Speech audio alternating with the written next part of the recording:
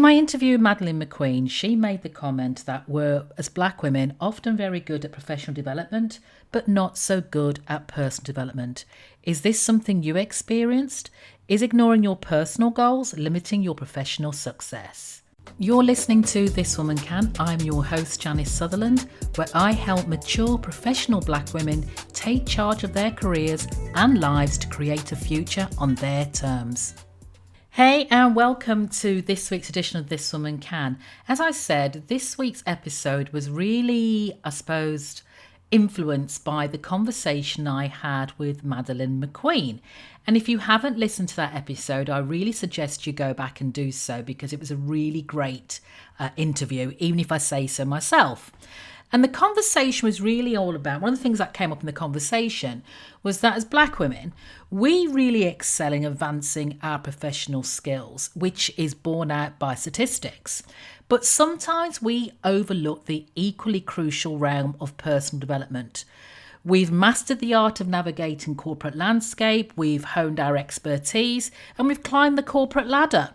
Yet our spotlight or the spotlight on personal growth often takes a back seat. And I see this working with my clients.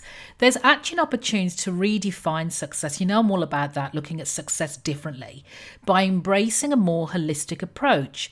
It's not just about climbing the professional ladder. It's about more than thriving, more than surviving in every aspect of life.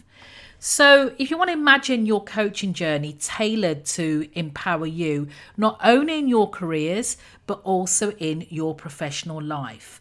And it enhances your leadership skills, but also fosters resilience, well-being, and a profound sense of fulfillment.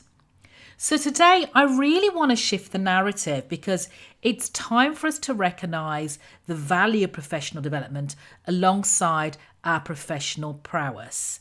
So how can we do that? How do we get to do that? Well, first on our list is the cornerstone of well-being. Self-care. We talk about self-care a lot, and in the hustle, the bustle of our daily life and career, self-care, if we admit it, often takes a back seat. We're great at talking about it again, but not so good at doing it. But it's not just about pampering yourself, taking yourself for a pedicure or a spa. It's about recognising that your mental and physical health are paramount. So I want you to find rituals that replenish your energy, whether it's a morning meditation. For me, it's a morning walk, listening to a podcast. It could be simply enjoying a cup of tea or coffee in solitude. Self-care or putting yourself first isn't selfish. It's a fundamental investment in your overall well-being. Next, let's talk about setting personal goals. We're just going into a new year. If you're listening to this in real time, we probably set ourselves some resolutions, not reservations. And we are experts at crafting professional objectives. We know what degrees we have to take, what professional qualifications, but personal goals are equally crucial. What ignites your passions outside of the boardroom or out of the corporate setting? Whether it's pursuing a new hobby, learning a musical instrument, or deepening connections with your loved ones, our personal goals contribute to a more fulfilling and well-rounded life. They add depth to your identity way beyond your professional achievements.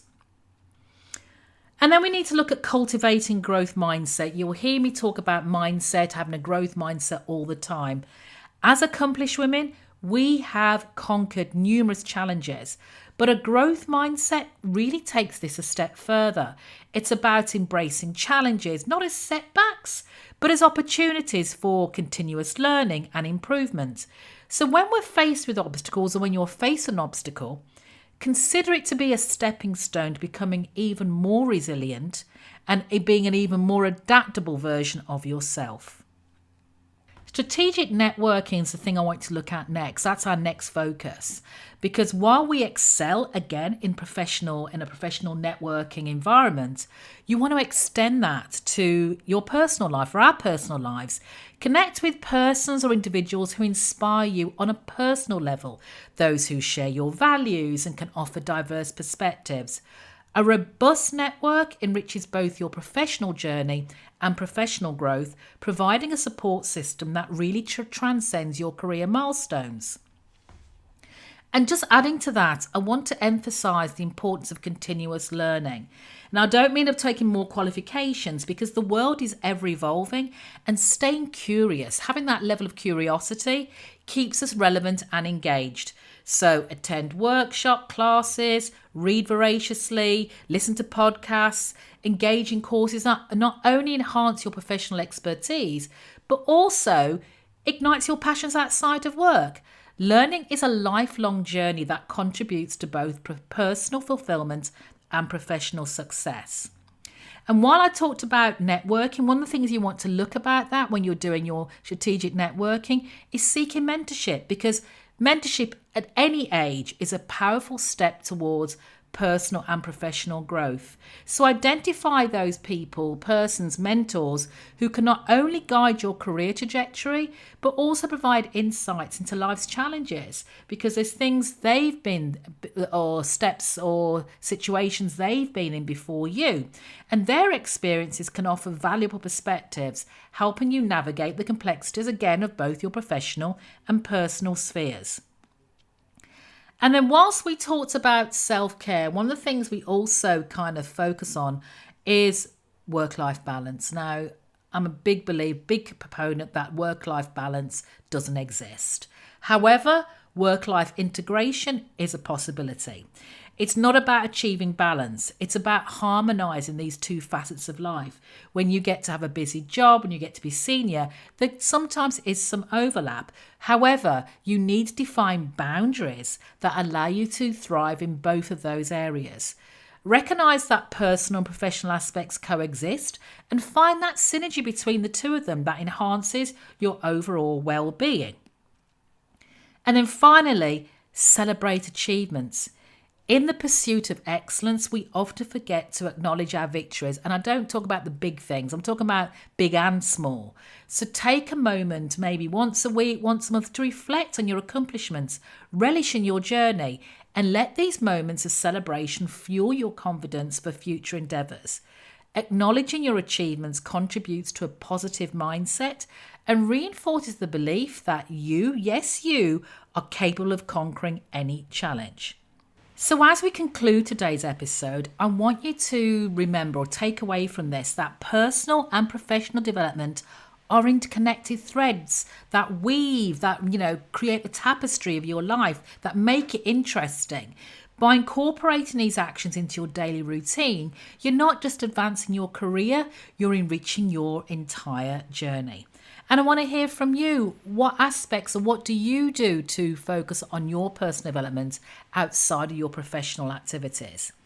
And thank you for joining me on This Woman Can. I want you to stay empowered, stay inspired. And until next time, remember that you have the strength to conquer any challenges you can, because if I can, you can. This woman can. Take care. Until next time. Thanks for listening. If you got something from this week's episode, please let me know. Better yet, share it with your friends, colleagues, and anyone you know who can benefit from this message.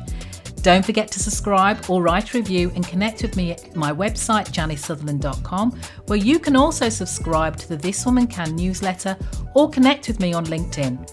Remember, you have the wisdom, resilience, authenticity, and power to create a life on your terms. And if I can, you can. This woman can. Take care. Until next time.